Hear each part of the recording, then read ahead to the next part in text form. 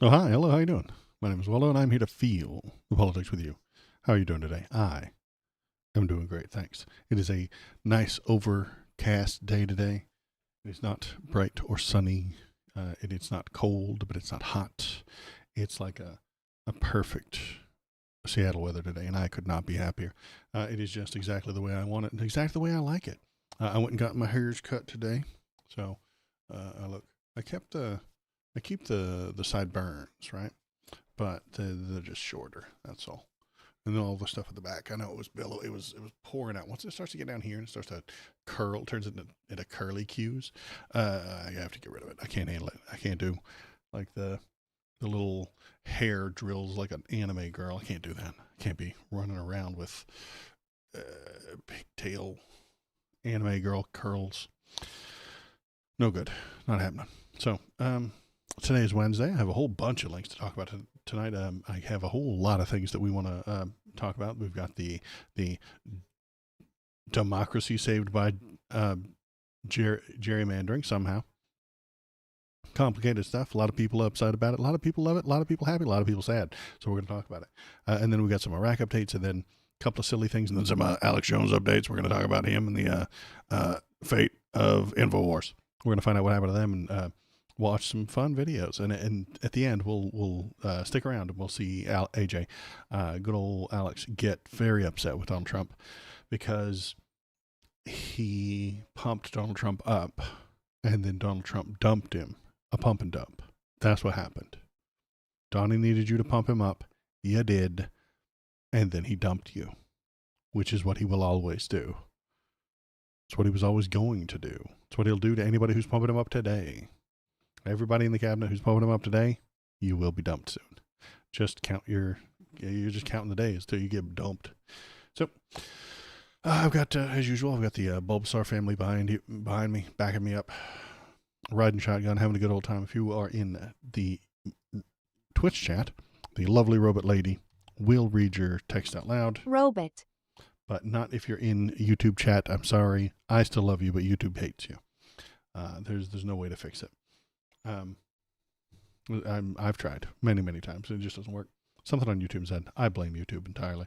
Not me. It's not my failing. It's not the thing that I've done wrong. No. So... yeah, as you can see on the start screen, let me make this is my first fun thing to look at today. Make chat go away. We've got congratulations, Georgia women's tennis.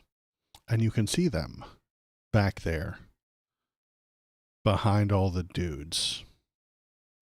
Congratulations, Georgia women's tennis. They won some sort of big important tournament or something, and then they had to stand behind all the dudes who didn't win.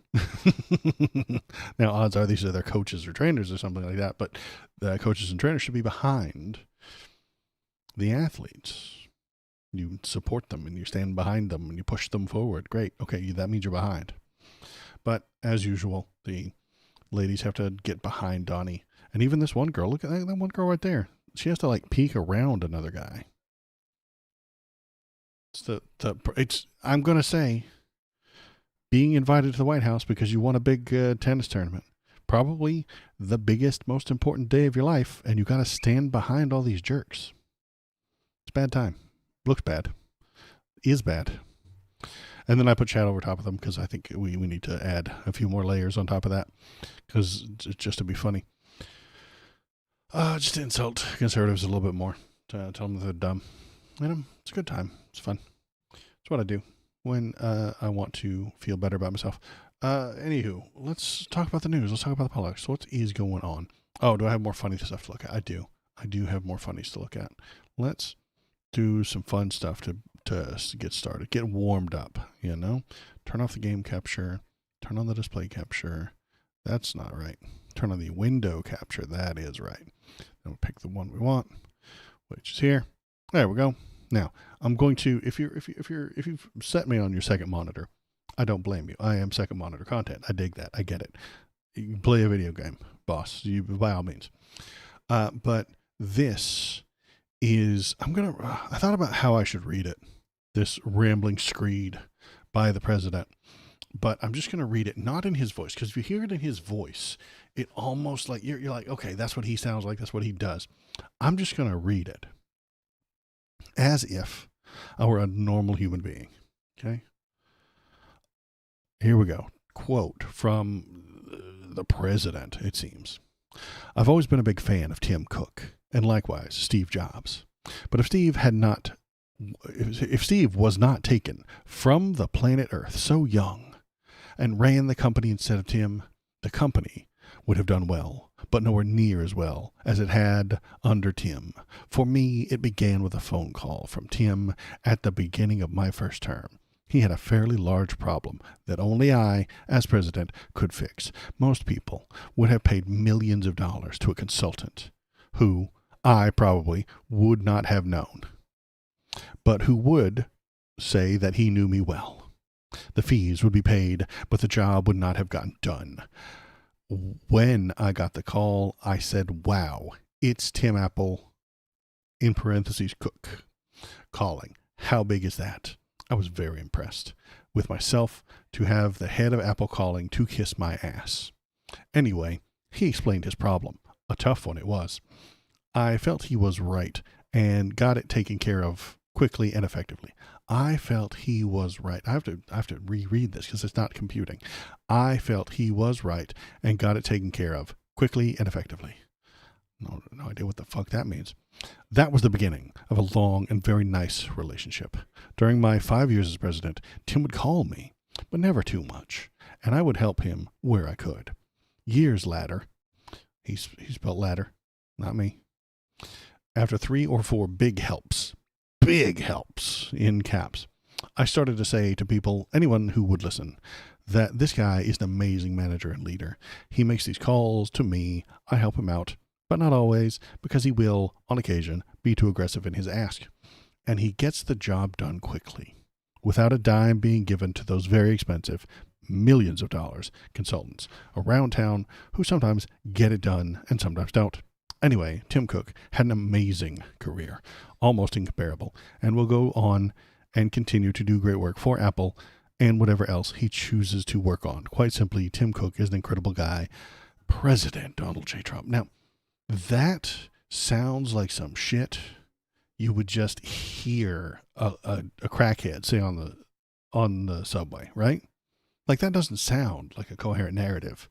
That is the ramblings of a lunatic. That is the ramblings of a madman. And he typed it all out with his fucking thumbs, man. Like, I can't type that much on a phone. I'll get tired and quit. Maybe it's just because I'm bad at texting, but I can't type that much with my thumbs on an iPhone. Jesus, man. Look at the size of this text. This is why he had to quit Twitter, by the way. They had that character limit. Blah. Big help. What big helps? This is insanity. There's no way any of this is real. None of that is true. That's a huge pile of horse shit. But he gets to just be a lunatic. And people will love it. People like it. People like this insane clown, what runs the government. It's great for them. I don't get it. I don't understand. I can't wrap my head around it. Why would you do that? Why would you hear that and say, oh yeah, that's my guy. The one who said big fix and calls him Tim Apple because he can't comprehend the idea of not naming your company after your own last name the way he did and the way he does. Trump Steaks, Trump Water, Trump Magazine, Trump Estates, Trump Towers, Trump Casinos. You have to put your name on there. And if you work for Apple, it's obviously because your name is Tim Apple. Glad to make it to another live. I was working. Good day to you, Waldo and Bubba. Hi, Shizam. Thanks for coming. I appreciate it. I don't see Bobo at the moment. He is probably downstairs running around. In another hour or so, he should come up here and start getting ready for a nap for bedtime. But he may not. You never know. He's a wild animal who just does whatever he wants whenever he wants. And if we can find the other dog, I'll bring him up too. He doesn't come up here all that often though. He doesn't like me that much. He likes Mom a lot better. So So, what the hell is this? This is insanity. This is the ramblings of a lunatic. None of this can be salvaged. You can't sane wash any of this. This is jabbering of a lunatic. And it just made me smile to see it. So, following up from the last video I made, this is about Melania. A Brazilian model says, I know everything. Amanda Ungaro. She knows about the Epstein network and brought them both to Trump's White House. Flown to New York on Epstein's jet at 17. Partnered for 2 decades with the man who brought Melania to the U.S. Deported before she could post bail after a single phone call to a federal official. Amanda Ungaro speaks out. Now, who is she? She was friends with Melania. They both knew Epstein, and she got brought to America when she was 17, probably to be a prostitute or a party girl for whoever Jeffrey Epstein wanted her to. And now she agreed to that. Maybe she was forced. Maybe she agreed to it, but for the same fancy reason. Fancy, here's your one chance. Don't let me down. Maybe. I think that's what Melania did. So maybe she was doing that. Maybe she was forced into it. I don't know. But she was not, all her paperwork was not in order. So she got deported by ICE. In 2002, a 17-year-old girl from Londrina, Brazil, boarded Jeffrey Epstein's private jet in Paris. Her agent was Jean-Luc Brunel, a French modeling scout and human trafficker who over 3 decades built a procurement and trafficking network that delivered girls and women to Epstein. On the flight from Paris to New York, there were approximately 30 girls. Some sat on Epstein's lap. Ghislaine Maxwell moved through the cabin with the ease of someone who had seen all of this before, because she had. So, Ungaro arrived in New York, got out of that world.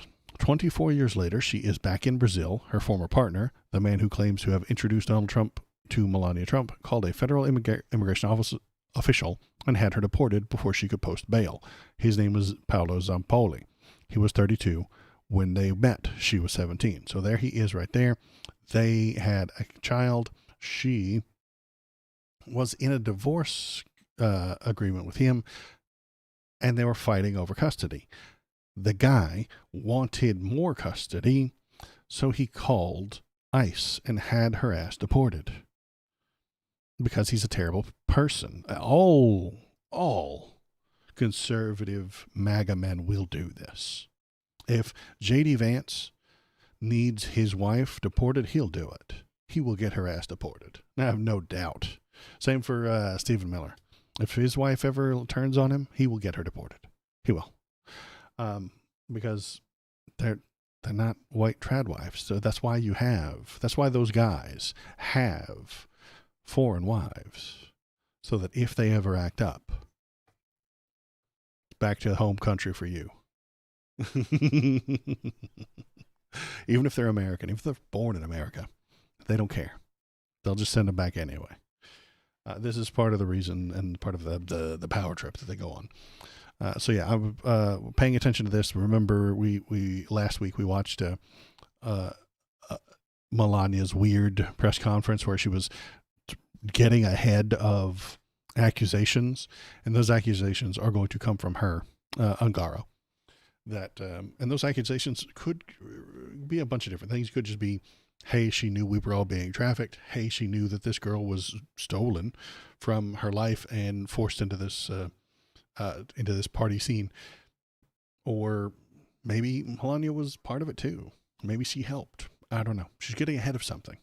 And Ungaro's going to talk about it because she's in Brazil pissed off. So that's how these things come down. That's how these things crumble, honestly, is most criminal enterprises come down once one of the people gets scorned and tossed out. And that's what she's done. She's been tossed out. Ungaro is been deported. She now doesn't get to see her son at all because she doesn't live in America. And her ex-husband tossed her out there on purpose because he didn't want her there. Oh my goodness. I already have the best viewers. Forgotten curtailment. You fool. You rube. You banned robot. So yeah, that was kind of follow up. So we still haven't gotten any big bombs or big things dropped on this subject, but we will continue to look at it, and I'll keep my eye on it and let you know if anything pops up. Let's see. What else do we have? All right, let's get into the main event for tonight. Let's get started on the big show. Virginia voters approve a map giving House Democrats a chance at 4 more House seats. The Virginia voters have voted narrowly to redistrict in favor of the Democrats. Why would they do that? Well, and why are they doing it now? Because Donald Trump forced Texas and Florida to try to redistrict in the year 2025. Even if, just in case you don't know, and it's possible that you don't, only nerds would know this stuff. And this is very, very deep into nerd shit. Okay. Nerd shit abounds. Redistricting happens every 10 years after the census. The census happens in 10-year intervals, 2000, 2010, 2020, 2030. That's when the census happens. The census counts all the people and then draws the representative maps, because the representatives are supposed to represent certain numbers of people. And if you have more people, then you get more representatives. And if you have less people, you get representatives taken away. This is all normal. It's been working for 250 years until now, until Donnie got in charge. That's a pretty common thing if you think about it with the American government. It was all working relatively well until Donald Trump came around. And then things started to fall apart. Things started to fuck up. And he's going to blame Joe Biden, but I'm going to blame him. So the redistricting, as we can read here, Virginia voters approved a map that gives Democrats the chance to net as many as 4 U.S. House seats in a major boost to the party's effort to win House control in the midterms. The map set to go in effect represents one of the most extreme political gerrymanders of 2026 election cycle, giving Democrats an electoral advantage in 10 of the state's 11 House districts. Currently, Democrats control 6 of those seats. So they go from 6 to 10 because they drew it that way. Gerrymandering is bad, and I don't like gerrymandering. But why did it happen here, and why are we going to cheer for it anyway? Why are we saying that democracy was saved by gerrymandering? Let's keep reading. Let's keep talking about it. Tuesday's referendum drew a multi-million-dollar campaign to persuade Virginians to alter the state constitution to temporarily allow lines crafted by the state's Democratic-controlled legislature to govern the election this fall, in 2028 and in 2030. So these aren't permanent lines. I need you to remember that. Remember that. These aren't permanent lines. These are for 28 and 2030 because Donald Trump in Texas and Florida, and I think North Carolina, all cheated to change lines in the year 25 rather than in the year 30. Supporters of the map, led by national figures such as President Barack Obama and House Democrat leader Hakeem Jeffries, cast the change as a necessary to serve as a check on President Donald Trump and Republican policies during the final 2 years of the White House. Trump launched an ongoing mid-decade redistricting battle last year when he pushed Texas Republicans to redraw their maps for GOP advantage. And he did that. So we've got to get all of the facts straight. Trump pushed Texas, North Carolina, the Texas and North Carolina legislatures to force a change in the House races that would lead to 5 more Republican seats. No voting, no deciding, no sending it out to the people who then get to vote on whether or not they like that. Just executive order style. Declare it. 5 more Republican seats. I've declared it. In Trump's mind, that's good, that's right, and that's fine. But in Virginia, they have put it up for a vote, and the people voted for it to happen. And Donnie whines and cries and does what he always do and says that it's a rigged election. And we can see that right here. Let's see Donnie's whining, crying, rigged election complaint. A rigged election took place last night in the great Commonwealth of Virginia. All day long, Republicans were winning The spirit was unbelievable until the very end, when, of course, there was a massive mail-in ballot drop. Where have I heard that before? And the Democrats eked out another crooked victory. 6 goes to 5, goes to 1, to 10 to 1. Is he doing...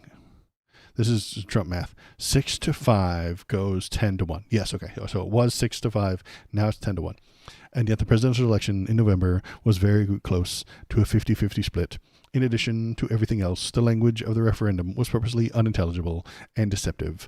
As everyone knows, I am an extraordinarily brilliant person, and even I had no idea what the hell they were talking about in this referendum, and neither do they. Let's just see if the courts will fix this travesty of justice. In quotation marks. I don't know why the justice needed quotation marks. That doesn't make any sense. Anyway. So he's pissy. He's grumpy. He's whining. He's crying because he lost again, as usual, because he's a loser. That's what he does. Best is losing. Forcing Texas to do it without a vote is awesome. That's fair. Allowing Virginia to put it up for a vote and then they say yes, that's a crime. That's terrible. That's awful. And this is what he always does, is complaining and crying about a rigged election. He has no evidence that this was a rigged election yesterday. No reports from polling places, no errors, no state officials saying there's a problem with this device, there's a problem with this district, there's a problem with this thing. No, none of that. He feels like the spirit was on his side. He feels, where did that damn thing go? Why did you close? The spirit was unbelievable. He typed that. I didn't put that word in his mouth. The spirit was unbelievable. Hey, Don. Hey, Mr. President. We don't count things in spirit. We don't run elections based on how it feels. We count the votes. We write them down. We register the people. We let them know when it's going to be. They show up. They write it down. It gets tallied. It gets counted. And it gets, officiated and double-checked and triple-checked sometimes to make it official. That's how the elections work. They don't work on spirit, how you feel it ought to go. Donnie doesn't measure the people who voted. No. You shouldn't count how many were there to support the thing or shoot down the thing. No. Don't do voting. Just feel the spirit of the people. The idea that American conservatism is based on facts is the greatest trick they ever played on us. It's the greatest lie they ever told. Facts don't care about your feelings. Here is conservative superpower Donald Trump telling you that the spirit is what matters. And that's how he knows that this was a rigged election. He feels it in his bones, in his very soul. He feels that this election was cheated. Can he prove that in a court? No. But he doesn't need to. Because the feeling is all that really matters. To conservatism, it's all politics is based on feelings. All of them. Yours, mine, left, right, and center. All of them.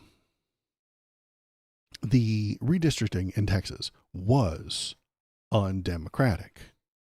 It's usually done on the 10-year intervals.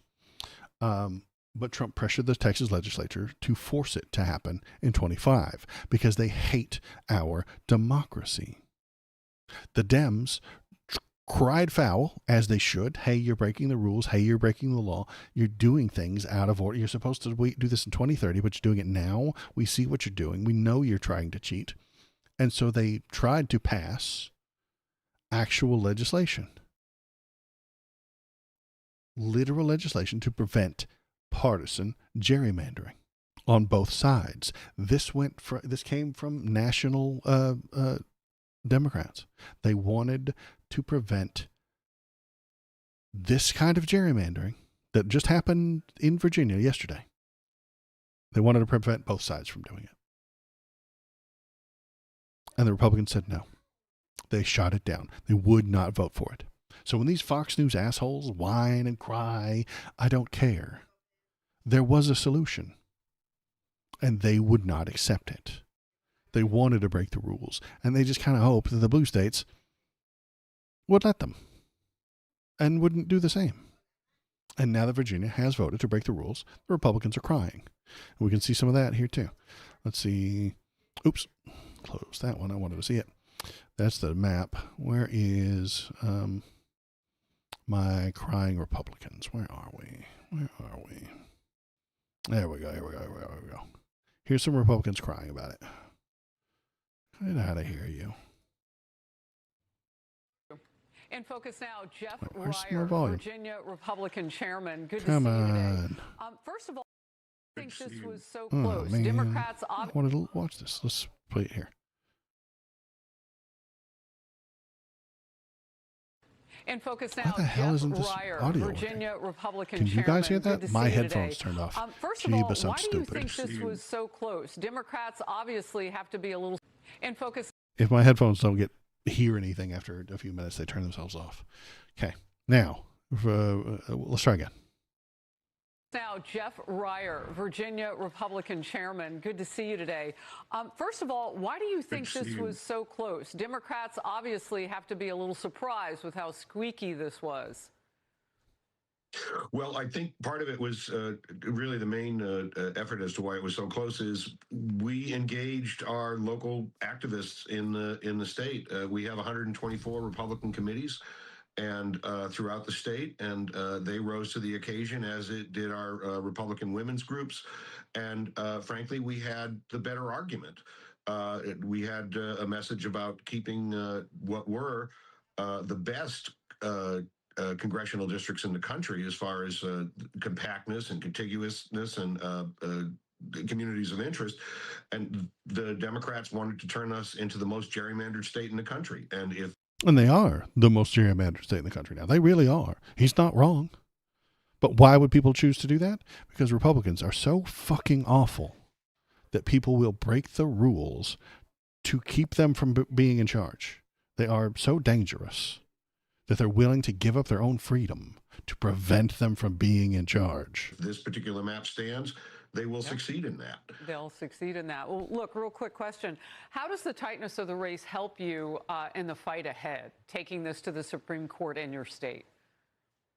Well, one of the many issues that we're taking up with the Supreme Court, first of all, what the Democrats did to actually hold this referendum, the process that Governor Youngkin mentioned in his statement, was entirely unconstitutional and, in fact, violated provisions of Virginia's code.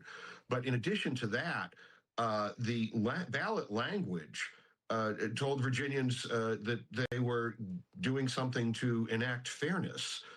There is nothing fair for Virginians about these districts.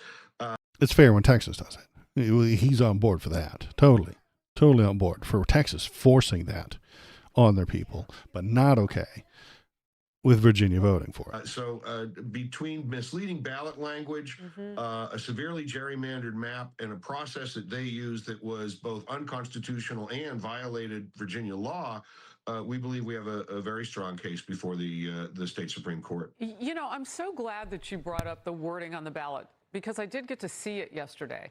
And it is confusing to confuse the public that already normally votes in lower numbers as a nation than we would want everybody to. So you so it's confusing. Had strong turnout for this, but wording on there about fairness that was really hard to decipher.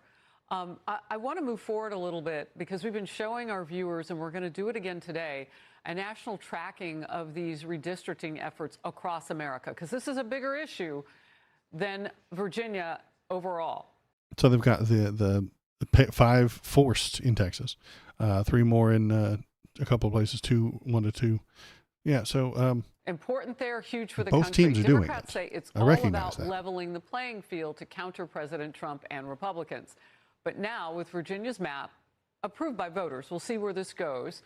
This would actually give Democrats a 2 to 4 seat advantage ahead of the midterm elections. So they get that in the House. 3 other states have yet to vote on redistricting. And so in Florida, it could give Republicans a 2 to 3 cent gain. But that measure could face challenges since Florida's constitution has anti-gerrymandering language. What's your reaction to what's playing out across the country? Well, I think what we're really seeing is a lot of states adopting the same kind of process that Illinois and New York and New Jersey and Maryland and a variety of Democratic states have been using for some time, which is to gerrymander Republicans into the fewest possible number of districts. I mean, up until and Republicans would never do that, except for all the times that we totally know that they have and did and will. yesterday, Virginia was not the most gerrymandered state in the country. Illinois was, and Maryland is not far behind in restricting Republicans to one congressional district. So I think what you're seeing is a reaction across the board. The Democrats scream about Texas. They never mention the fact that New York tried twice during this decade to redistrict. They were struck down by the courts on the first attempt, and then did they do it in 2025 because the president forced Texas to do it, or did they do it back in 2020 because he said this decade when they were supposed to do it? Dissatisfied that they thought there were too many Republicans elected. By the time you got to 2024, they had eviscerated 3 of the seats. That's what they've been doing for some time. So the Democrat hypocrisy on this particular issue is just extraordinary. Oh no, Democrat hypocrisy! God, they hate him. Oh, they hit the Democrat with the one thing that they hate the most: hypocrisy. You know, Jeff, it really pushes people into a corner because, you know, we talk a lot about getting the voter rolls up and getting people to, you know, be participants in this democracy, in this republic. And this tells millions of people across the country that your vote won't be counted because you're going to be shoved into one district. And in your state, if it holds against 10, I mean, a 10-to-1 advantage for Democrats. Good luck in your fight. And that's the same complaint I've made about the Electoral College. Hillary Clinton got more votes than Donald Trump did, yet she did not win. And I think that's not fair. But these two totally agree with it. They totally love it. They love it when Republicans win via the Electoral College, but not the popular vote. But they don't like that. That's not fair. That's fair. But Hillary losing is fair, and Texas gerrymandering is fair. But Virginia gerrymandering blue, that's not fair. It's not. They're blatantly partisan, obviously. I know they are. And I am only blatantly partisan right now because one side of the left-right divide is super duper fascist right now. They're very bad. And we should do things to prevent them from being in charge. These Republicans that we just looked at are mad, and that's obvious. They're claiming that it's antithetical to democracy. Are they right? Is this undemocratic, illiberal, anti-freedom that we just voted for yesterday, that the people of Virginia voted for yesterday? Yes, it is a little bit. I've said many times that my bedrock principle is freedom. Why would I support this? Why would I accept the idea of gerrymandering when I've been so badly and hatefully against it in the past? And that's because the Republicans are a threat to all of our freedom right now. All of it. Every last bit. The 2028 midterm may be one of the last elections we ever have if Donald Trump and his friends get to what they want and get the results that they want. There's a puppy dog underneath my feet. And I got him. I grabbed him. I fished him up. Bobo break. Hi, everybody. It's Bobo. He's here to lick my toes and bother me while I try and stream. It's very difficult to stream with this guy licking your toes. But I can do it because I'm a consummate professional. But yeah, you smell bad. Why do you smell bad? It was raining all day. So you probably got rained on. Bobo got rained on all day playing outside. Fix your hair. Fix your hair. Yeah, there you go. Looking good. Okay. Well, he brought me a bone. It's under my under my feet. There you go. He hides them down there from the other dog because the other dog doesn't come under here, and he knows it. My chair is all messed up again.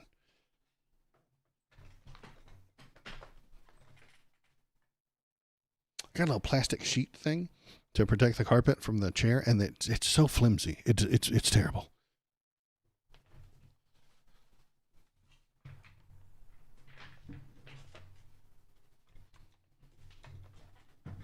It's so thin that it can't actually do anything right, and I hate it. And it irritates me, and it makes me mad. It makes me look like a lunatic and a crazy person as I jump around on stream. Anyway, how are you? Editor Waldo, cut that. Okay. So that won't make it to the YouTube video, but that's okay. What was I thinking? I was thinking about how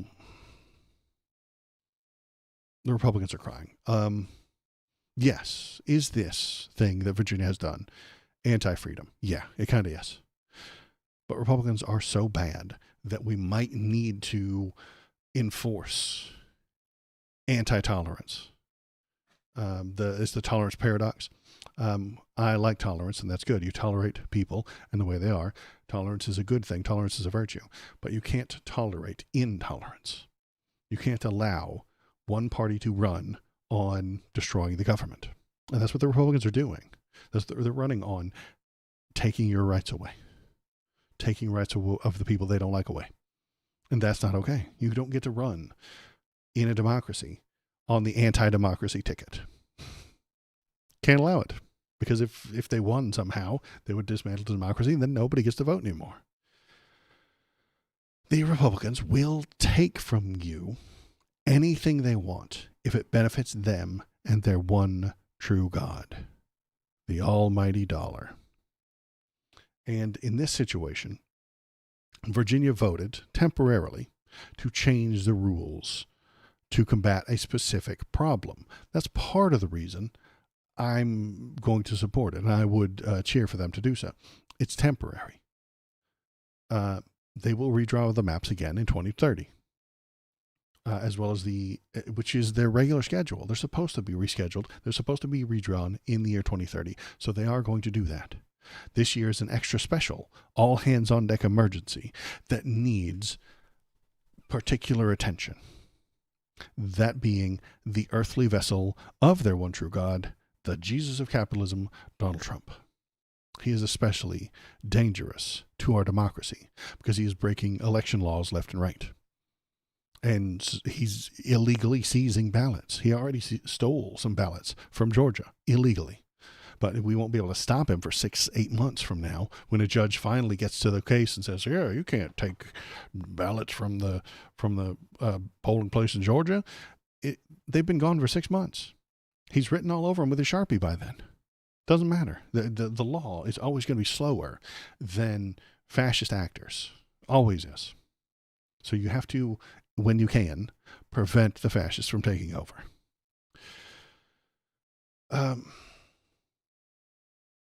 If he is willing to continuously lie about the 2020 results, I will accept some illiberalism to remove him from power. It's kind of like, it's a morality thing.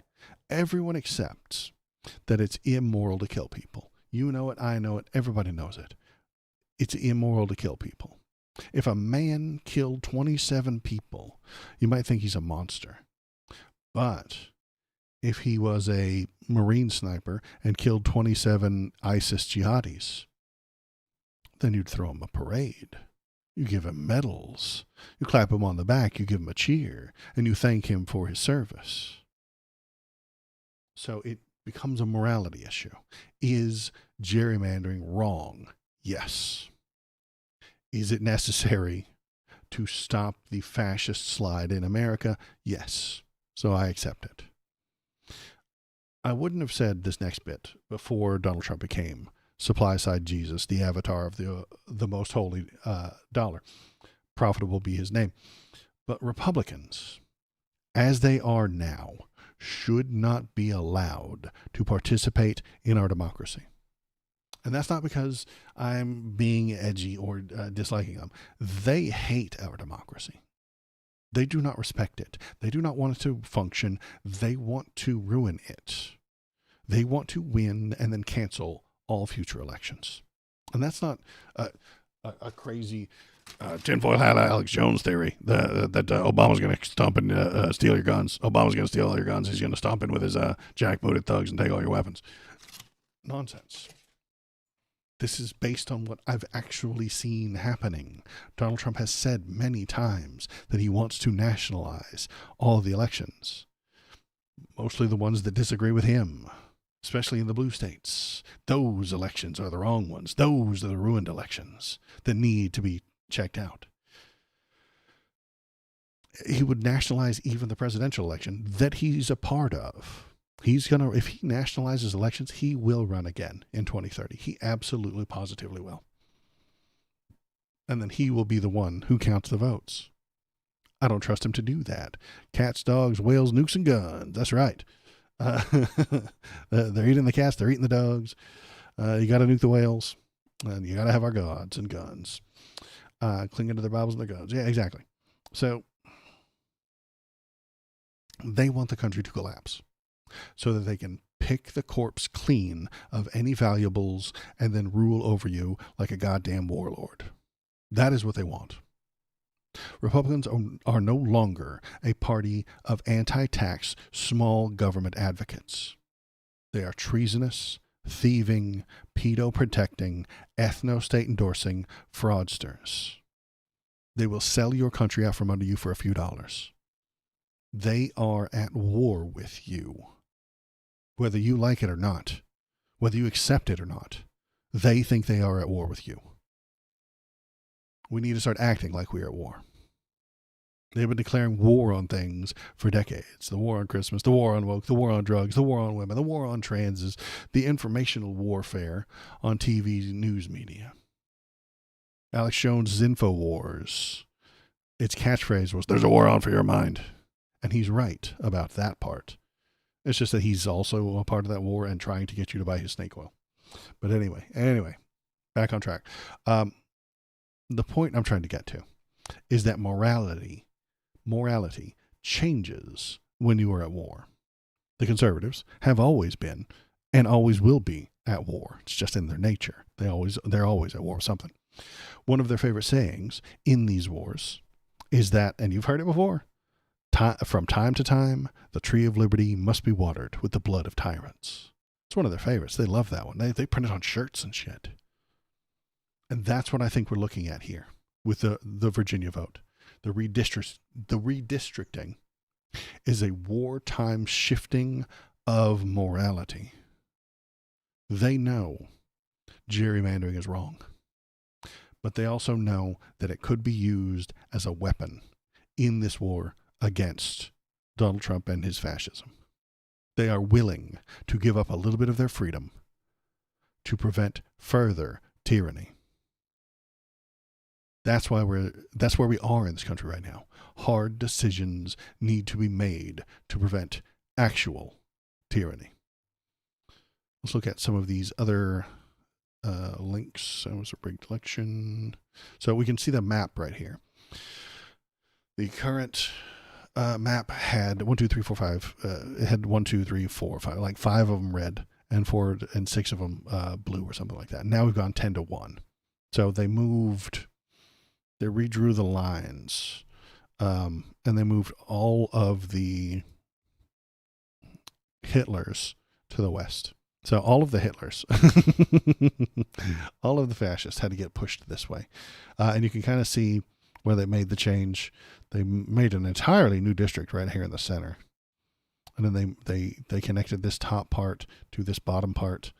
And then that's apparently a big city right here and here. So anyway, you can see that they created this one out of nothing. And it stabs way down deep into here to get these people at the bottom of this little tip right here. This little tip.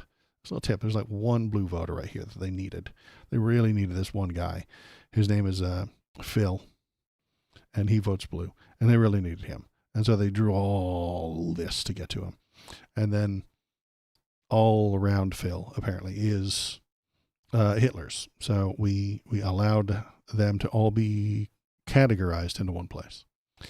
And is that wrong? Yes. Yes, it is. I'm not happy that this is the lengths we have to go to. I wish this were not necessary.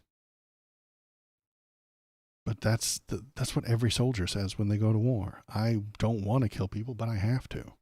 This is necessary.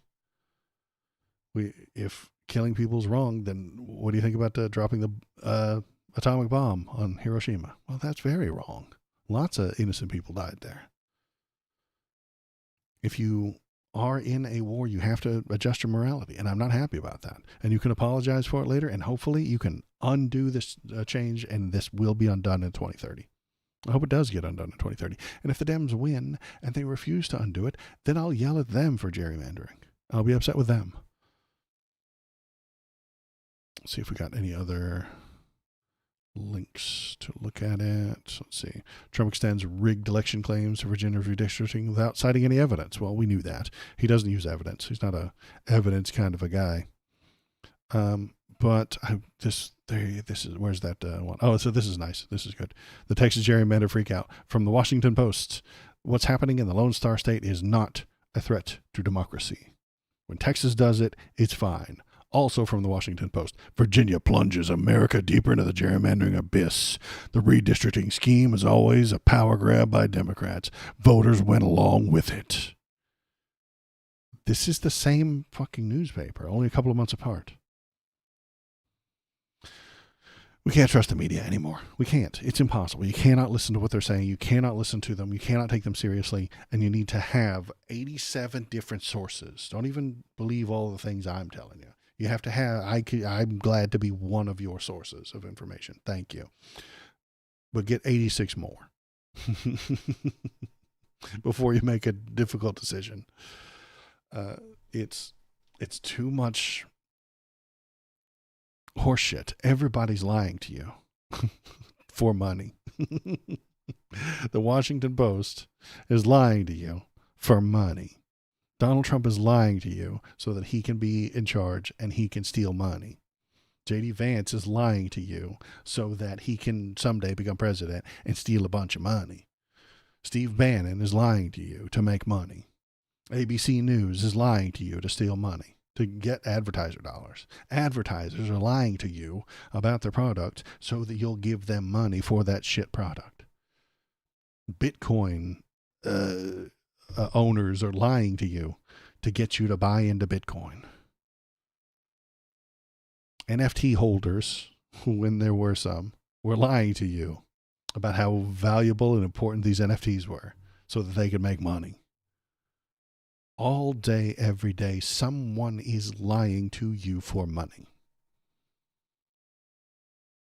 Am I lying to you for money? No. I'm telling you the truth, and that's why I don't get any views. I appreciate the Shizam and Age of Crocodile. Thanks for being here. But if I tell the truth, nobody wants to hear it. Generally, anybody who comes here and wants to hear the truth That's is how we sadistic. know you're telling the truth. You're not making money from us. I'm not making any money. If I were telling you bullshit, I'd have way more viewers. And that's the ironic twist of this entire planet we live on. Fiction is awesome. I read books every day. I read novels and stuff like that, but not nonfiction. I read fictional books about magic and wizards and swords and shit and explosions and magic spells and damn dragons that fly through the air and breathe fire at people. Well, that's way more fun. Fiction is great. Bullshit is delicious. It is just the most delicious thing in the world, bullshit. But reality tastes like shit. So when you give people reality, only the cynical bastards show up, and I appreciate all the cynical bastards who are watching right now. You are. If you wanted delightful, pleasant fiction, you could go somewhere else and get that. It's for sale everywhere, and everybody's willing to buy it and pay money for it. Anyway, what was I ranting about? Yeah, everybody's lying to you for money all the time, everywhere. Someone is lying to you for money at just about any given moment. And sometimes we call them actors, and then we pay them lots of money. What else do we have to look at? What else is on here? Yeah, I did want to listen to this. So this is Donald Trump talking about the Virginia gerrymandering. Let's hear what he has to say. This is what they're going to be doing with this referendum. If the Democrats, look, if they get additional House seats, at some point, if they get these additional seats, they're going to be making changes at the federal level. This is. You guys, if the Democrats win the federal elections, they're going to be making changes at the federal level. Brain explosion, man. This is the, what was his genius? He was a extraordinarily brilliant person. This extraordinarily brilliant person just told us that if the Democrats win seats on the federal government, they're going to make changes to the federal government. And he will not allow that. He cannot allow that. Let's hear him say it again. This is what they're going to be doing with this referendum. If the Democrats, look, if they get additional House seats, at some point, if they get these additional seats, they're going to be making changes at the federal level. So fucking stupid. God, he's funny and fun to laugh at. He's a delightful old clown. If he were just making balloon animals and Watch talking, out. They plan on doing their job. I know, he hates that idea. Republicans don't want to be in charge of the government. No, they just want to collect stock, sell stocks and meme coins and short the stock market when the president says something crazy. That's what they want to do. They don't want to do stuff. They don't want to do things. They don't want to pass laws and shit. Nerd shit. What they want to do is just make money. They want to lie to you for money. That's what they want to do. But yeah, the Democrats, if they win, they're going to do the job. They're going to be there. They're going to be in charge of the federal government. They're going to make changes. Boss, Donnie, do you think things are going really well right now? Donnie, listen, Donnie, come here. Bring it in. I know you're a fan. I know you watch. Do you think things are going well right now? I don't think they are. I think things are going quite unwell, quite badly. The economy's shit. The gas prices are going through the roof. We're at war with Iran and Venezuela and China and soon Japan, I think. And maybe some other people. All of our allies are abandoning us. You tariff the shit out of everybody, but that was illegal, so we had to cancel that. You stole a bunch of election material from Georgia, which is going to be found illegal, but you did it anyway. The Doge department was illegal, but you did it anyway. And then months later, somebody said, hey, that's illegal. And then it didn't accomplish anything. It just wasted fucking money after you promised that you were going to save billions. It was always nonsense. And that's the problem. All of the people in and around Donald Trump are lying grifters. They don't know what they're doing.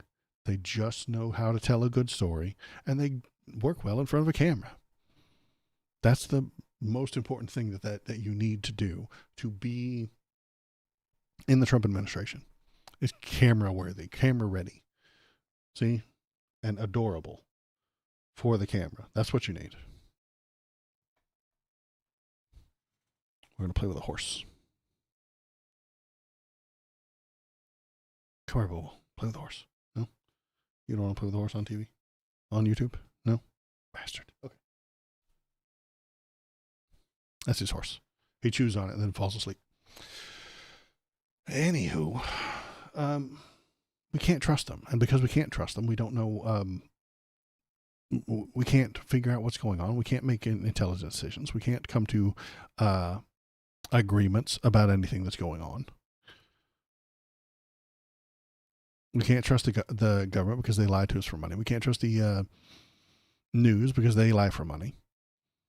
And guess what? A judge has temporarily halted the state's newly approved congressional map. So the one that we've just been complaining about, the one I've been talking about, ranting about for the past half hour, already been stopped by a judge. They are appealing it, and it will go up to the state's Supreme Court. And that's not a surprise. We knew this was coming. The nerds, the law nerds, knew this was going to happen. Yeah, Howard Lutnick might be the smarmiest sleazeball I've ever seen in my entire life. Absolutely.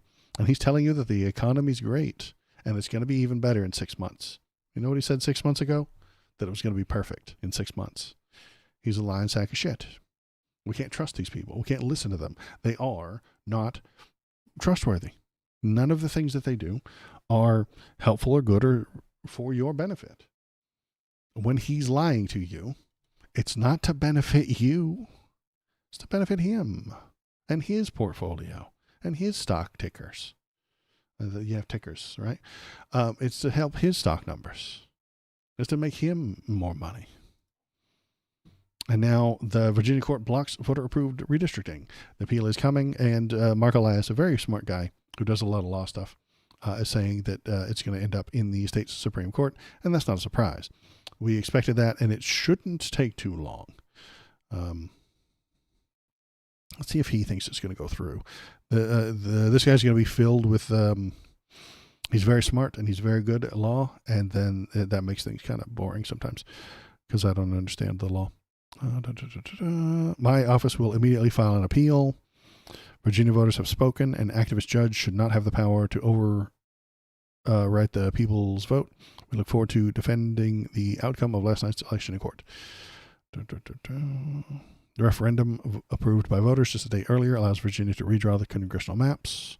Great opponents of the measure had hoped the court challenge would stop the effort outright. Instead, higher courts will weigh in not just procedural questions, but the fundamental issue of whether a voter-approved amendment can be blocked after the fact.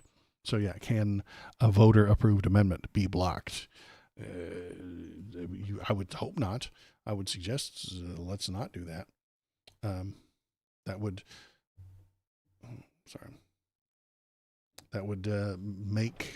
would be undemocratic, right? Like if the people all voted for it, and then it's complicated because is it taking away freedom from some people? Yeah, it kind of might be.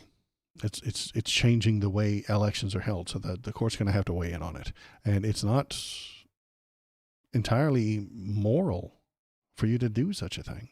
Gerrymandering's bad, but we're in a war, so they think it's necessary to do these steps to prevent further tyranny. Let's see. Let's talk about the Iran war. If you're in chat, hop into Twitch chat. Tell me what you're thinking. Tell me what you're feeling. Go on over to the Discord if you like, and leave links to fun stuff. I will. Yeah, let's talk about the Iran war. Trump set off a scramble in the White House with contradictory claims about Iran. No shit. If anybody's been paying attention to this shit, it's really hard to pay attention to. It's really hard to track and to follow because everybody involved is lying to you for money. Even the Iranians. They're not even American and they're lying to you for money. Of course they are. They're not great guys. They're not good guys. They're not even decent guys. The government of Iran, they are going to lie to you for money. But so does President Trump. President Trump's contradictory public statements about Iran negotiations have created confusion within the administration and required repeated staff corrections, particularly regarding whether President J.D. Vance would attend diplomatic talks in Pakistan. The Washington Post reported that Trump told journalists from ABC and MSNBC on Sunday morning that Vance would not travel to Pakistan due to security concerns. He doesn't want the vice president to get kidnapped. He is a childlike, he does look like a baby. So, he might get kidnapped. Directly contradicting statements from the United Nations Ambassador Mike Walls and Energy Secretary Chris Wright, who confirmed Vance's participation. So they don't even know who's going.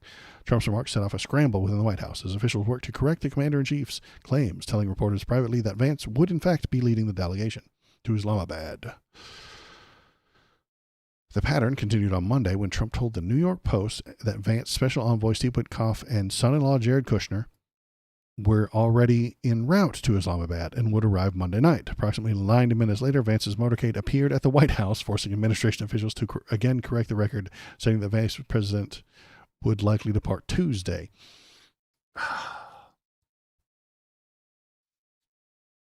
They don't know what they're doing. They are buffoons. They are entirely incapable of intelligent decision making. White House spokesman Anna Kelly characterized the negotiations as very fluid and involving in real time. That's corpo speak for nothing is happening. Very fluid and evolving in real time is absolute hogwash. It's corpo speak that means nothing. While defending Trump's access to the media, the president appreciates all of his work to help The president appreciates all of his work to help ensure that Iran can never possess a nuclear weapon, she said of Vance's efforts. It's a terrible sentence, raw story. Don't write confusing sentences. Trump contradictions extend beyond logistics to substantive negotiating issues. He has offered shifting accounts regarding whether Iran agreed to uranium removal, claimed most negotiating points were finalized when simultaneously proposing new terms, and contradicting himself about the Strait of Hormuz's status. Again, none of this is being written down. Donnie's just a shit talker, and he's shit talking as the Iranian shit talkers also shit talk. And it's just shit talk everywhere.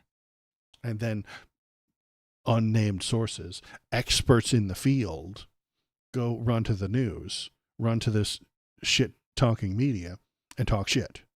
So we got 4 different shits going on. We got the president's shit. We got Iran's bullshit. We got okay, let me start off. We got the president's bullshit. We've got Iran's bullshit. We've got the media's bullshit. And we've got the experts' bullshit. They're all running around getting information from bullshitters so that they can analyze it and then give it to the media. And then there's my bullshit. So I guess there's 5. Because, again, I don't know what the fuck's going on. Nobody does. It's absolute chaos. Bedlam. Unknown. Nobody knows what's going on. Is the Strait open right now? I don't have any damn idea. I watch the news every day and I can't tell you what the hell's going on. Because the chaos is intentional. No, well, not intentional. The Trump administration is just chaos. They just are chaotic people and they do chaotic things. So they don't know any other way. And now they're dealing with another chaos agent. They've never dealt with a chaos agent like themselves before. And that's what the Iranians are doing. They're doing the same Trump fucking playbook. Go to the news and tell them that Donald Trump surrendered. That's what Donnie does. Donald Trump went on the news and told you that he won in 2020. I won. Anybody telling you I didn't is a liar. That's what Iran's doing. Is the chaos and confusion a bug or a feature? Yes. It's both and neither. It is all the things. That's what Iran is doing. They're also telling the media, hey, Donnie came to us and he surrendered. He knows he lost. He did a very bad job. And we're going to get everything we want.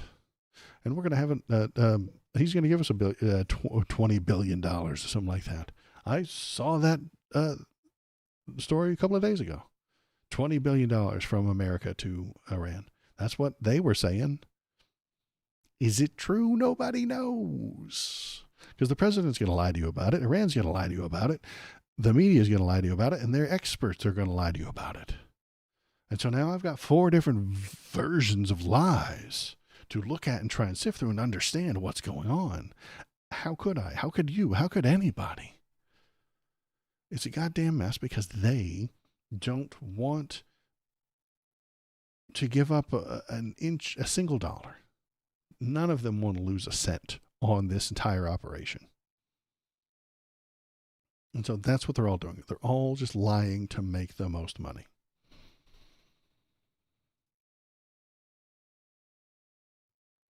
Regarding uranium enrichment, Trump initially stated Iran agreed to uranium removal and that by many of the 15 points have already been agreed to. However, when Vance proposed a 20-year moratorium at talks on April 11th, Trump rejected it, telling the New York Post, I don't like the 20 years. Trump subsequently claimed Iran had again agreed to uranium removal. So they agreed to it. We said no, not 20 years. They agreed to it anyway.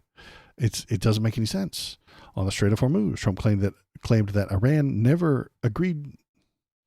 On the Strait of Hormuz, Trump claimed Iran agreed never to close it again.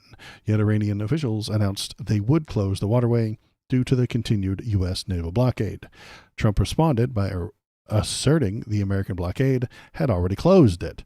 So it is closed, but it isn't. And when they closed it, they didn't actually close it. We did it. Trump also reversed position on gasoline prices. He told The Hill that Wright was totally wrong, predicting prices that would reach $3 per gallon in 2027, claiming prices would drop as soon as this ends. A week earlier, he told Fox's Maria Bartiromo prices should be around the same in November and might be a little bit higher. Average gasoline stood at $4 a gallon and could remain elevated even after the strait reopens, as pump prices typically decline more slowly than they increase. Again, he's just jibber-jabbering. He doesn't know what's true and he doesn't care. Has it always been like this, Waldo? No, actually. We used to have solid facts that everybody agreed on. You could have your opinion on how that fact happened, or what happened to cause that fact, or what we should do about that fact. But in America, we used to have solid facts about these things. Or have we just gotten better at seeing this nonsense? The fact that everyone in politics is a psychopath and a liar seems like it's a prerequisite for the role. Well, it didn't used to be that way. It used to be nerd shit. It really did. I love the fact that you coined that term right here, nerd shit. It was boring people debating on the pros and cons of a 4% aluminum tax. You know, it's fucking boring as shit. But after President Clinton, and I'm going to blame him, well, most of the bad things that went wrong with our country happened during Reagan. Reagan caused them. He cut the taxes for the wealthy, and then we didn't have enough, and then he invented a bunch of bullshit about welfare queens driving Cadillacs, and really brought the evangelical voters who weren't voting ahead of time, but before that, into Republicanism. And they're just filled with bullshit. They're just full of insane nonsense belief. If you ever talk to an evangelical, belief is the number one most important thing to them. It is bound intrinsically to their very identity. Belief, belief, belief, belief. They believe in Jesus. They believe in America. They believe in apple pie. They believe in lower taxes. They believe in small government. They believe men are men and women are women. They believe the gay lifestyle is a sin. They believe. And you cannot change their beliefs. You cannot talk them out of it. You can't talk someone out of a belief. You can talk them out of an idea. But they don't have ideas. They have beliefs that are instilled into them and beaten into them. And if you differentiate, if you deviate from the beliefs of your neighbors and your community, you are a degenerate. You're cast out from the society that you were born into. You have to leave. You become a pariah within the community. You won't get a job, you won't get friends, and nobody will talk to you. You get mean things said about you at the behind your back at the grocery store. People will cut slur words into your car. So those people got brought into Republican politics and made everything worse, especially during the Reagan years. Then we got Bill Clinton, who literally was kind of a rapist, you know? He very famously pressured, I have no doubt, the intern who was working for free at the White House to give him a beach. Now, she says it was consensual at the time, but I don't think you can be consensual in that situation. He's the president. He's in charge. He's your boss. And she did it. And then it became the media sensation. And then all of a sudden, and not all of a sudden, but a lot of news media never stopped talking about it. I didn't know what a president was back then. I didn't know the difference between a House and a Senate and all that shit. But by God, I learned it. because the TV would never stop talking about it for years. Jay Leno jokes were 90% Bill Clinton jokes. Like that was like 90% of his material for a couple of years. Bill Clinton this, Bill Clinton that, Monica Lewinsky this, Monica Lewinsky that. She was just the punchline to like most of his jokes. And that's not a political show. It's a show where a comedian comes out and tells some jokes and then talks to whoever's in the latest movie. And then a stand-up comedian comes by and then they talk about the latest movie. But that made people pay attention. And so now CNN starts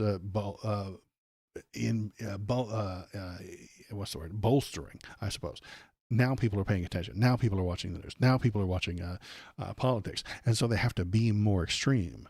This is the same thing that happened to, what's his name? The oligarchy guy, Glenn Beck. Glenn Beck was just a regular conservative type guy. And then to get more views, he started saying crazier things, wilder things, getting more extreme. Then he got more views. But then his viewers get accustomed to that level of spice, and so he had to add more spice. And then you're eating Carolina Reapers on YouTube because you have to have more spice, or else the people aren't going to watch. And that's kind of the way all politics have been. So all of the media is hyping up the most sensational things, and it's not like it used to be. A lot of newsmen back, God, what year was it? It was 82 or 84 or something like that, when Michael Dukakis like had a fucking he cheated on his wife on a boat or some shit. Was that what it was? Is that who it was? Yeah, I could be wrong on my guy. But I think he was running for president, and then he had an affair with a woman on his boat.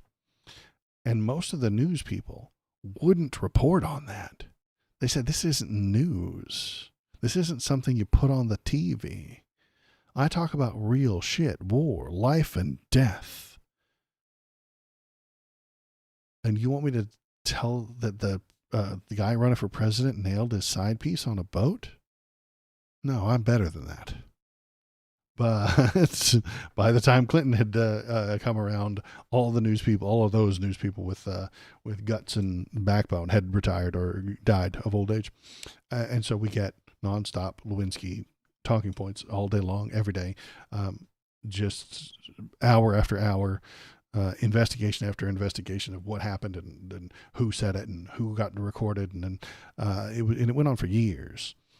And then everyone noticed that you could make money off of this. It became a money-making operation to point at stupid people on the news and point at politicians and then yell at them. Anyway, what the hell was I talking about? I got all off topic. Thanks for getting me off topic, though. Past. It's cool. I like ranting. It is a good time. Anywho, what the hell are we talking about? We're talking about Iran. So what do we got? We got 2 ships seized by Iran near the Iranian coastline in the Strait of Hormuz. Iran says one of the ships is connected to Israel and claims both were trying to leave the strait without its authorization. It also says it attacked and disabled a 3rd ship.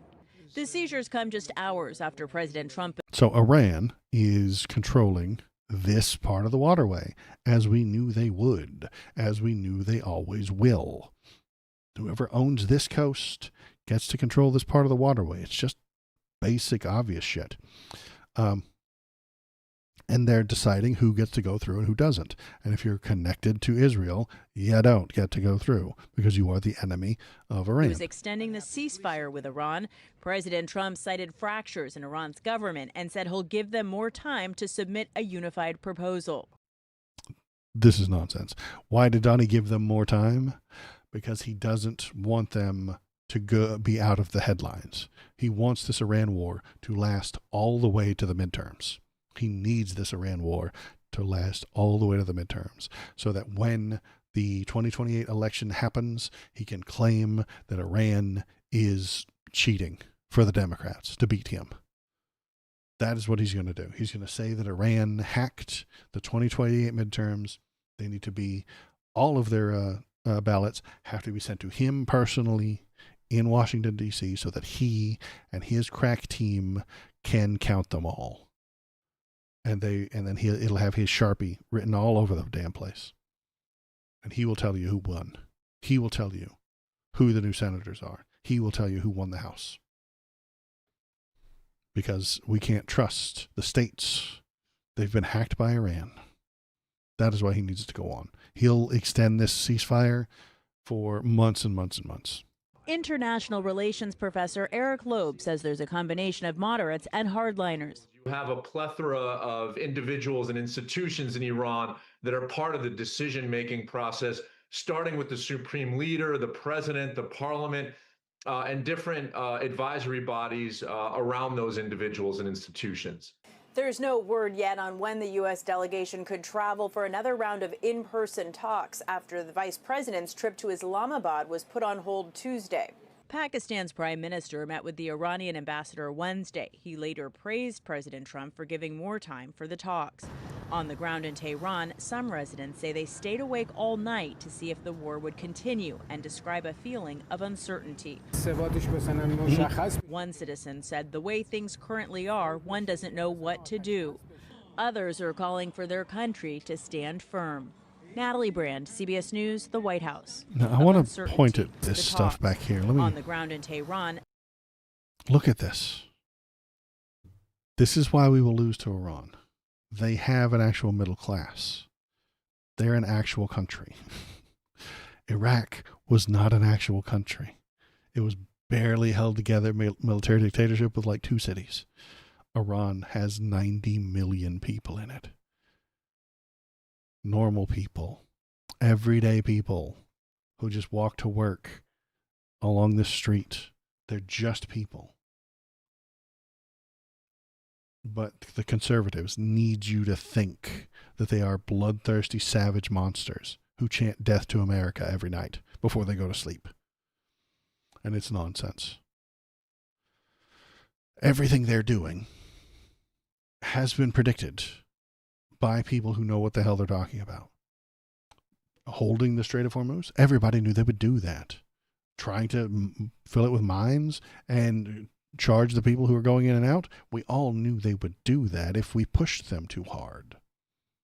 Donnie didn't know that. He doesn't listen to experts. He already knows everything. There's no reason for him to ever ask any advice from anyone ever, because he's the smartest person in the world. He is an extraordinarily brilliant person, obviously. So he doesn't need to ask anybody for their opinion.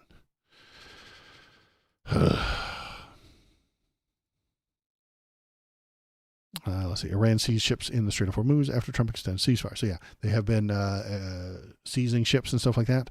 And depending on who you are and where you're from and what you've told them, they will take your stuff. Iran seized 2 ships for maritime violations, escalating tensions. Pakistan continues the mediation efforts. Iran and the U.S. remained divided on ceasefire, blockade, nuclear issues, and control of the strait. So that's obvious because Iran is lying to maximize their power. The United States is lying to maximize their power. And they're both selling bullshit about each of these issues to the news media so that they will seem more powerful than they really are. Trump says he's extending the ceasefire while awaiting a proposal from Iran, and he will lie to you about what's in that proposal. And then Iran will lie to you about what's in that proposal. Again, it's just fucking chaos. What else we got? There we go. Kara Lying-Levitt. Let's hear what she has to say. So in the same day, the president said that he doesn't want to extend the ceasefire and the bombs would start falling after the end of the ceasefire. And unilaterally, he declared that the ceasefire would be extended indefinitely. Iranian state media are openly mocking the president of the United States and saying we didn't even request the extension of the ceasefire. What's the response from the president of the United States? The response is you guys all see a lot of different messaging coming out of Iran, a lot of different rhetoric. I see a lot of different messaging and rhetoric coming out of the White House.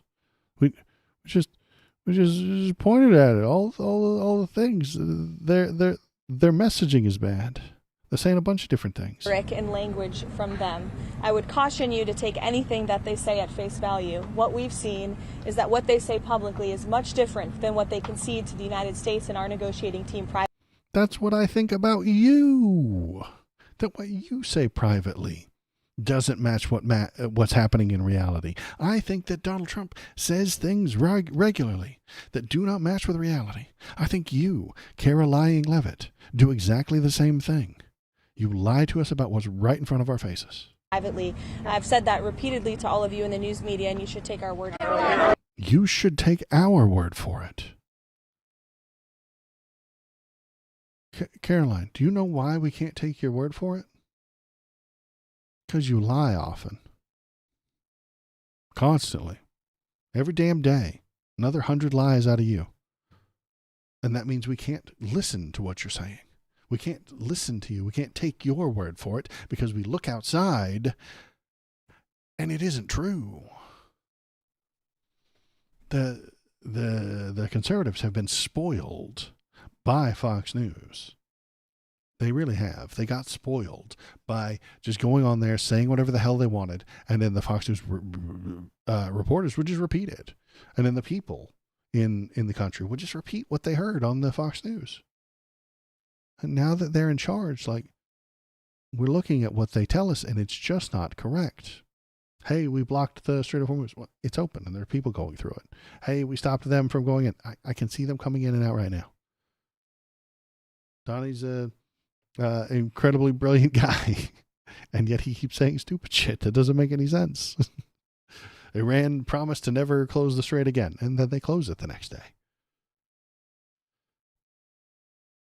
We cannot trust you. We cannot believe the words that you're telling us. Can't take your word for it, and we cannot. Where else are we supposed to get an understanding of what's happening?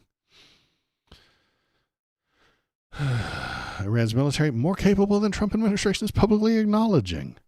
Of course it is. She said that their entire military is destroyed. Donnie told us that it was completely destroyed, but it's not. The Islamic Republic of Iran maintains more military capabilities than White House or Pentagon had publicly admitted, according to multiple U.S. officials with knowledge on intelligence on the matter. Again, officials with intelligence on the matter. I do think that this is also a weakness within the media ecosystem, that officials with knowledge are often the only people that we can trust, and we don't even know who they are.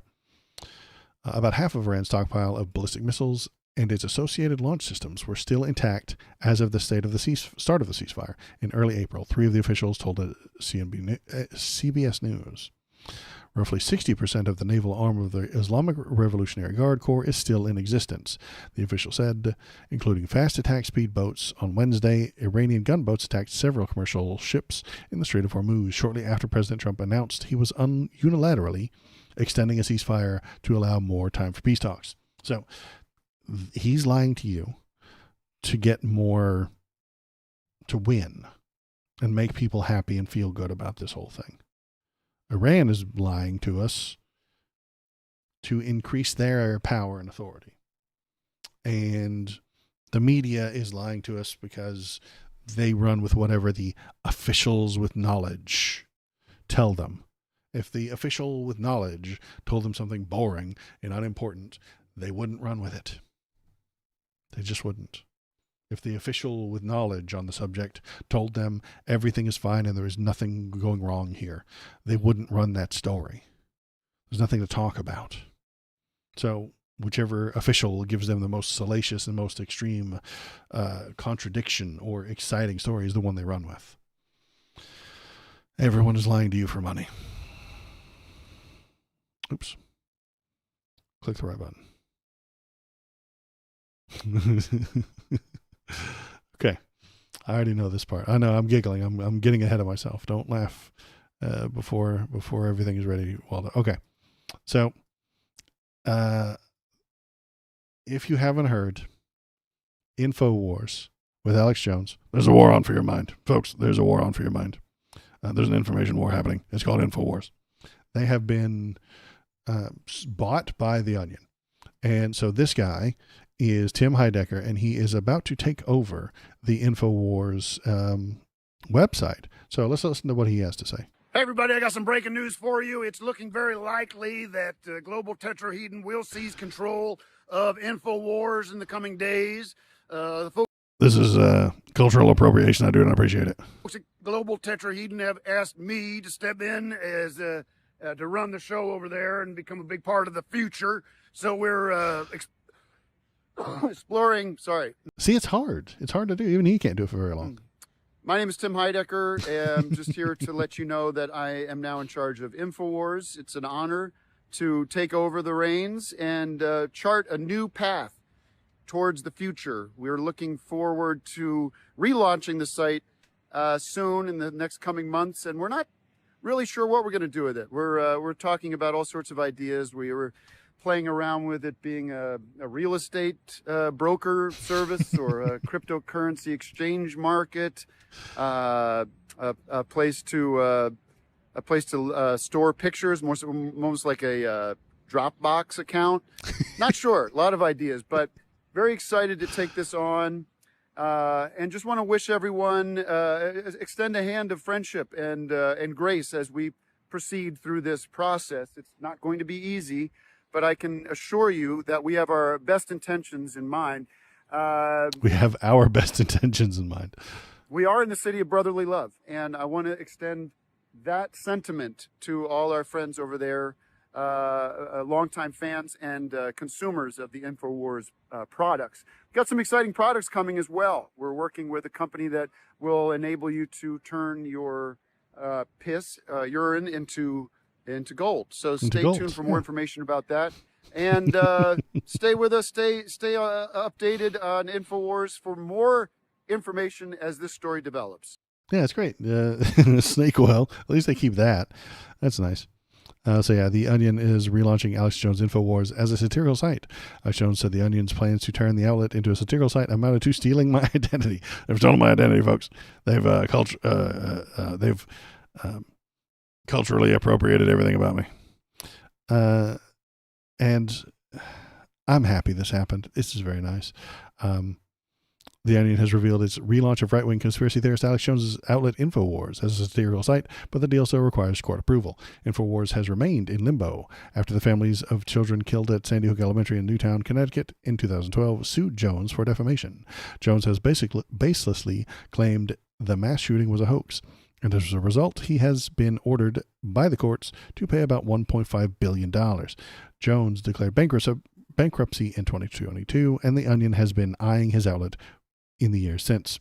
The Onion's latest effort to obtain InfoWars, the satirical news outlet, announced Monday that it reached an agreement to license the InfoWars site.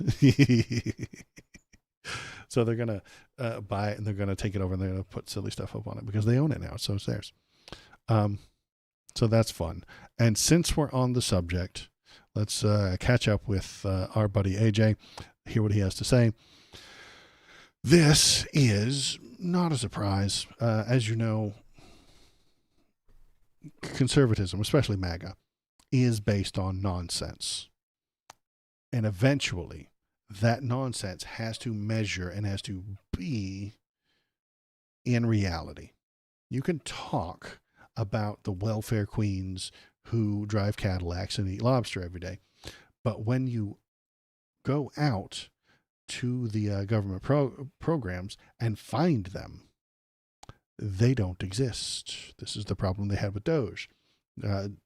Elon, being the moron that he is, said that there were billions and billions of dollars. I can't do an Elon voice. He said there were billions of dollars in fraud, waste, and abuse. And he did not find them.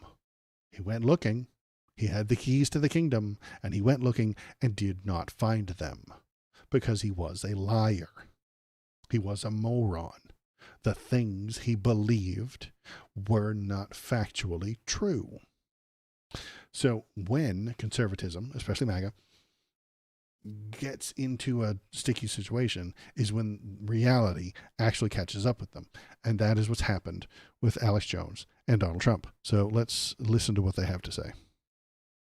For the second time in a week and a half, President Trump has come out and viciously attacked myself and other prominent people that have warned about the Iran war being a total disaster, which has been proven to be. He calls me a low IQ loser and all the rest of this stuff. We can have a go. Now I'm fired, and he endorses the Democrat Party lawfare against me that the CIA and DOJ ran publicly, and that the same groups that targeted him ran the Paul Weiss law firm that did a $40 million settlement with him last year and admitted to criminal activity. So he's talking about the many lawsuits against him. And Donald said that those lawsuits were bullshit when he needed Alex to talk nice about him. He does not, at the moment, need Alex to talk nice about him anymore. So he's not going to play the game. If you are saying nice things about Donald, he will say nice things about you. If you say he shouldn't have done Iran, then you're not saying nice things about him anymore, and he will change all his positions about everything he's ever said about you and say that, yeah, no, the people who were suing you, they're smart and good and awesome. So he's now siding with the actual criminals. No, let's talk about. He's siding with the people who are against you because you are now against him. He's a very, very, very simple creature. The bigger issue first here. Trump had a 56 approval rating 8 months ago when Doge was roaring and Elon was there and all the rest of it. Now, Doge was roaring. Doge was a joke. It never did any of the things that it said it would do. It was built on bad data. It was built on Elon's magical belief that was based on no science, no numbers, no reality, no logic. Just his feeling that there were billions of dollars, trillions of dollars in fraud, waste, and abuse. Now he's got a 33. He's lost 80% of his support in independents. The Republicans are going to lose the midterms massively coming up in just 7 months. And even Susie Wiles has told him that and told the press all that this needs to stop. But he doesn't care. He is committing political suicide for our own movement. And he's turning against all the major pillars of the movement, blocking RFK Jr., trying to get rid of the poison shots all of a sudden. The poison shots all of a sudden. Christ almighty, this motherfucker. They're upset that MAGA got put in charge and then slammed face first into reality, and reality won. Man, you can talk all day long about how you can break down a brick wall with your bare hands, but then when you really go to do it, you will fail. That's what that's what MAGA has done. MAGA has sold all of its followers on an imaginary bullshit bunch of claims. And when they expect that shit to happen, to actually, when reality sets in, go do the things you promised us, they can't, because it was always a lie. Giving total liability protection to deadly glyphosate, Roundup. It goes on and on. So I don't support this new Trump. But this isn't about new Trump.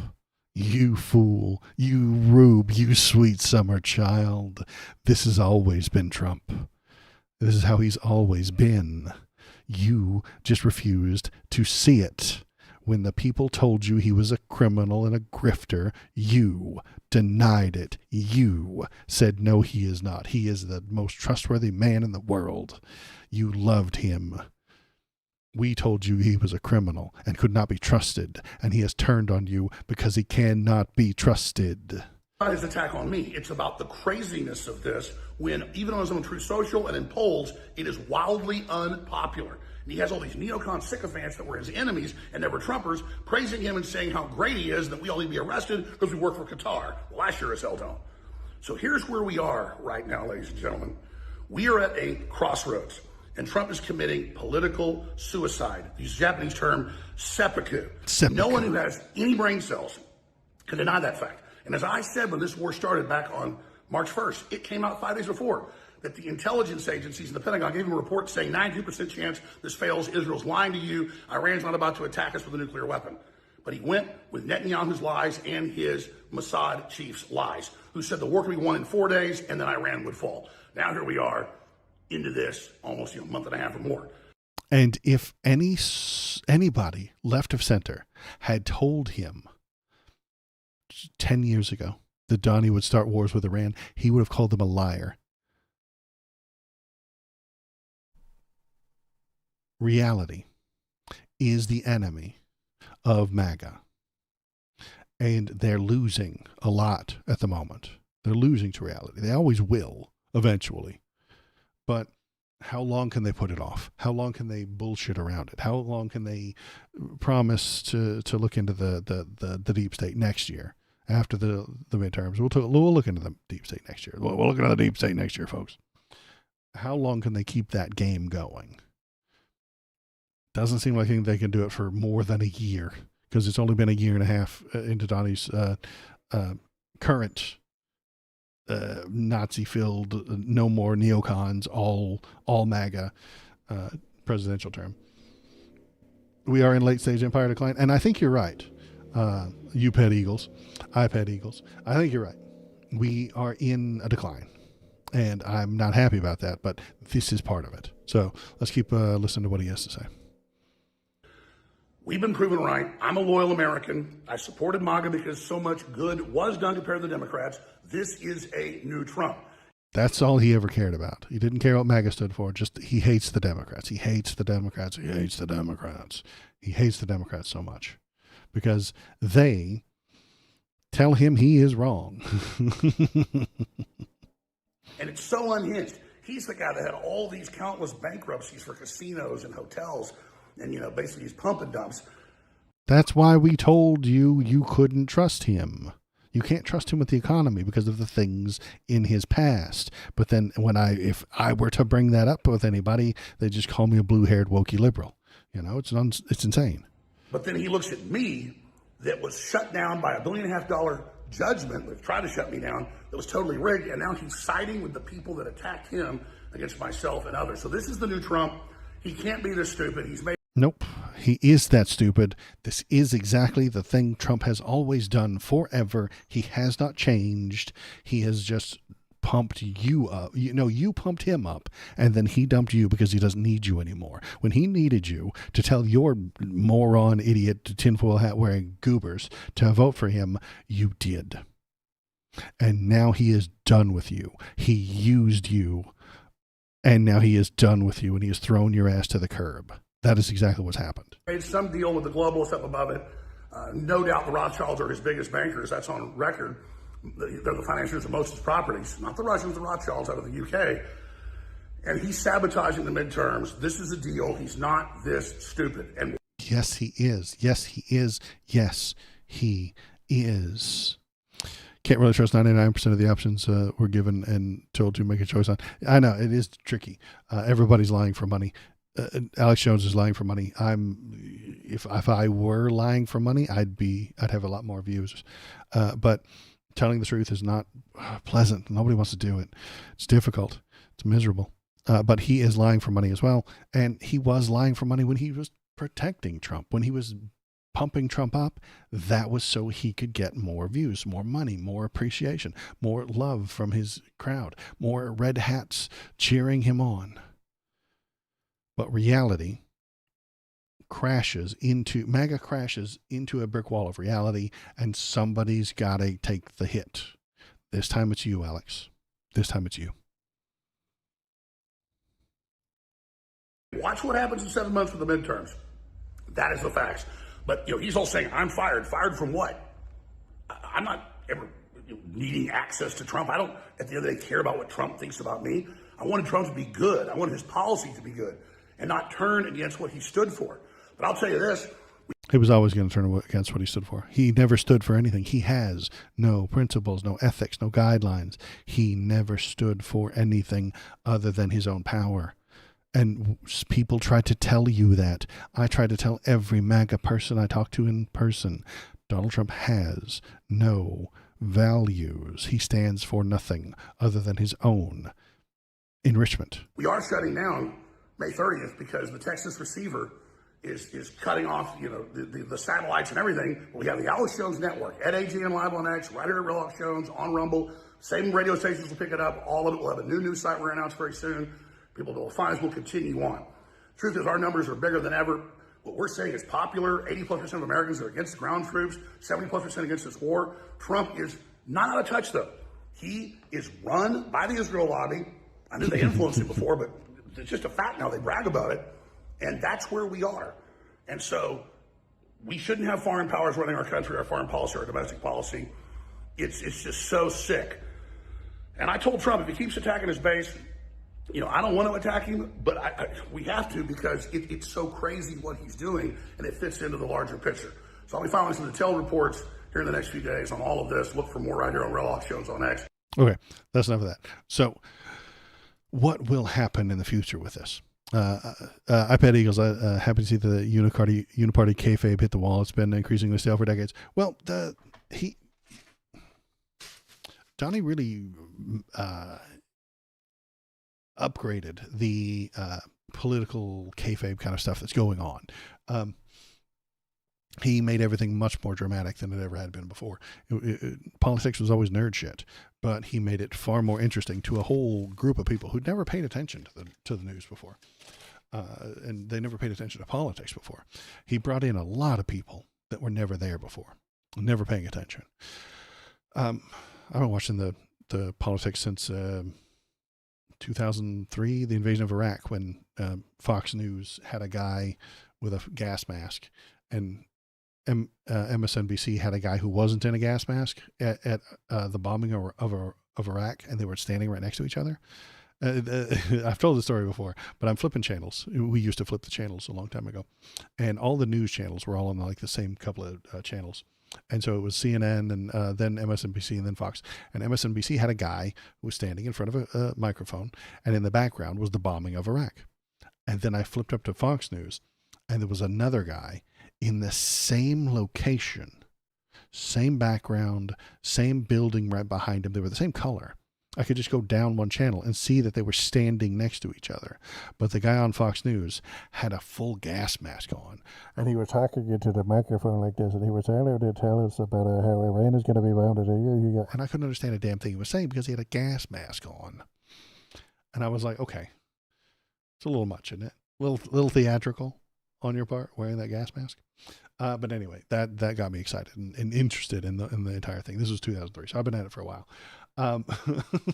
Yeah, exactly. And now I'm thinking, what's the difference? Why is one side doing this and the other isn't? Are they trying to trick me?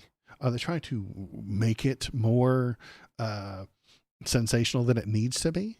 And they were. It's Fox News. I didn't know that, but I learned along the way. Anyway, we're talking about Alex Jones. What's going to happen in the future?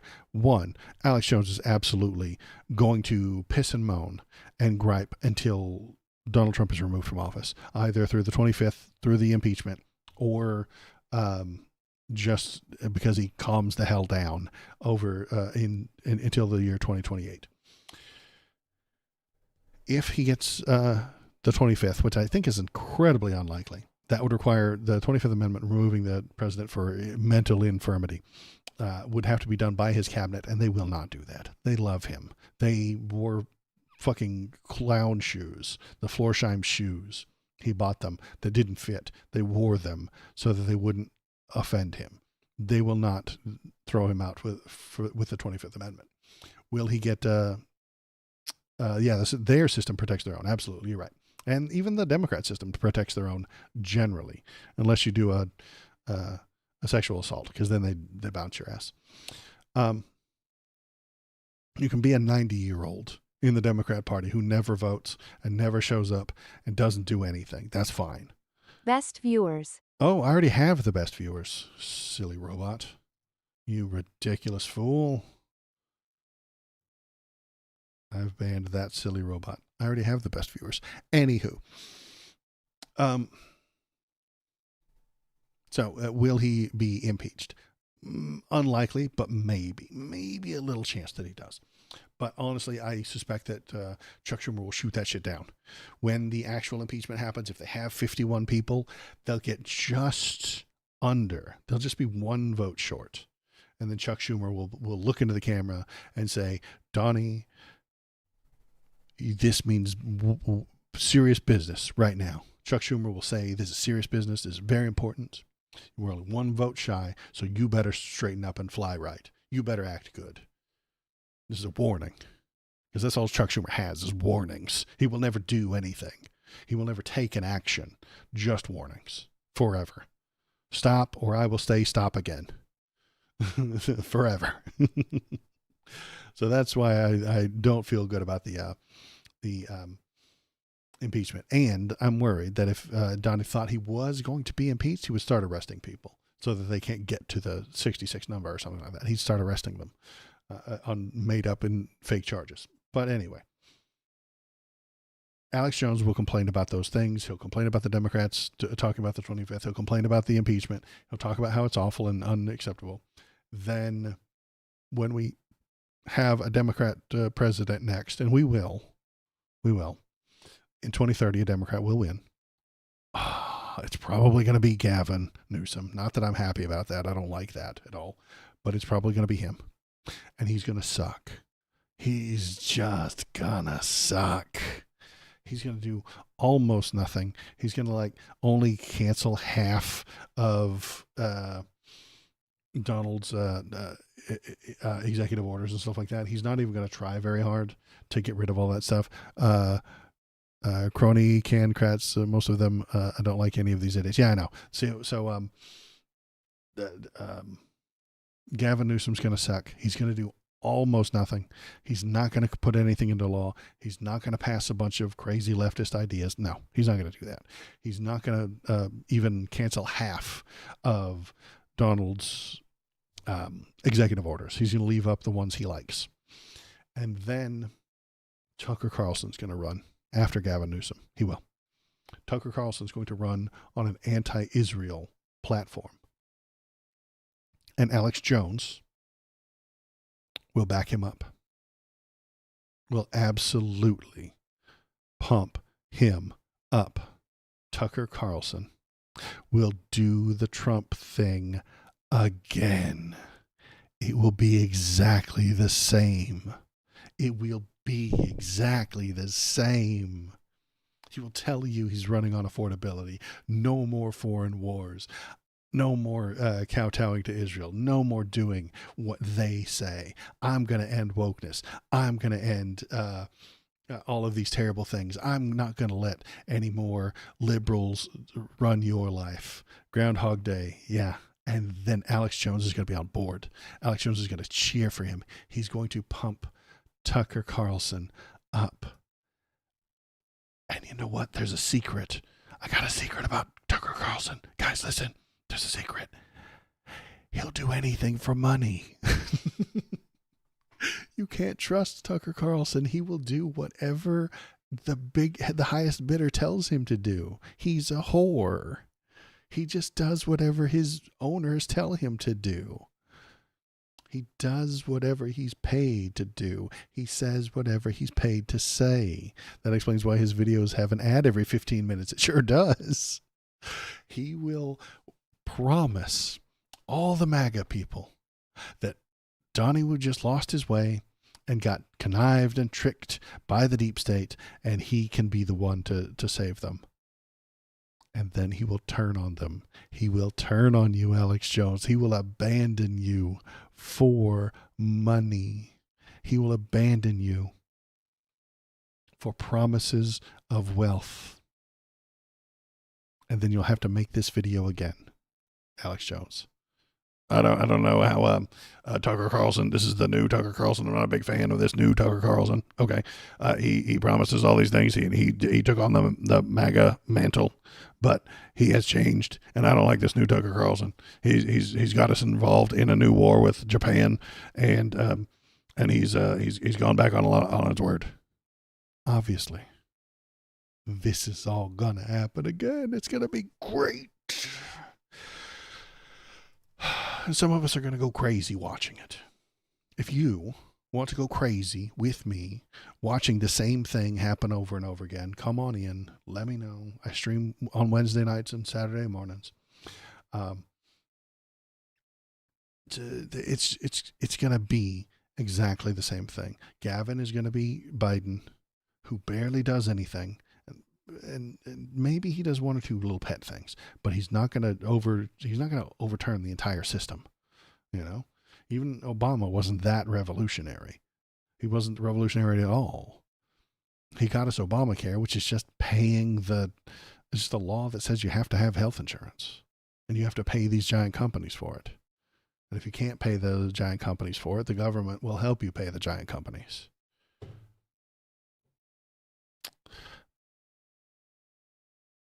We didn't get gay marriage because of the Democrats. The court gave us that. The Supreme Court decided that, not the Democrats. I don't want health insurance that doesn't even cover what you're hoping your premiums covers. Yeah, it's a damn scam, is what it is. And even the things that the Dems are usually proud of, their actual issues, they don't push for. They don't get that shit done. The Supreme Court gave us gay marriage, not the Democrats, not Obama, not any of the people that were voted for. The Supreme Court did that. It was the Supreme Court that upheld it. It was the Supreme Court that took away Roe versus Wade during a Biden's term. And did they do anything about that? No, they did nothing. It's one of their biggest issues. They didn't pass a law. They didn't enshrine anything. They just took it. They just accepted it. Kind of moved on. They don't actually do stuff. And that's my biggest problem with the Democrats, is that they tend to talk a big game and then do nothing. There's a dog under my feet. He wants me to play with him, I think. So I'm going to do that. Let me grab him real quick. We'll take a quick bubble break, and then I'll call the stream off. Oh, he's running from me. He's running. He's trying to hide. Come here, kid.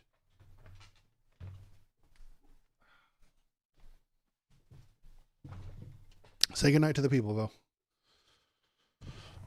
Good night, people. You like smaller government personally, more competition? I recognize the value of a small government, but I think we have too many people for a small government. We have a huge number of people, 330 million. You know, that's too many for a small government. We need a big government. We need a competent government. I'm okay with cutting some of it, but it needs to be competent. Anyway, so I appreciate everybody who's here tonight. Thanks for coming in, Valor. Thanks for coming in, iPad Eagles. Thanks for coming in, Past, and everybody who was here tonight. Bobo is sleepy and tired, and I have to go put him to bed. Okay, I will be back on Saturday, unless the Gestapo kicks in my door and drags me off to the gulag.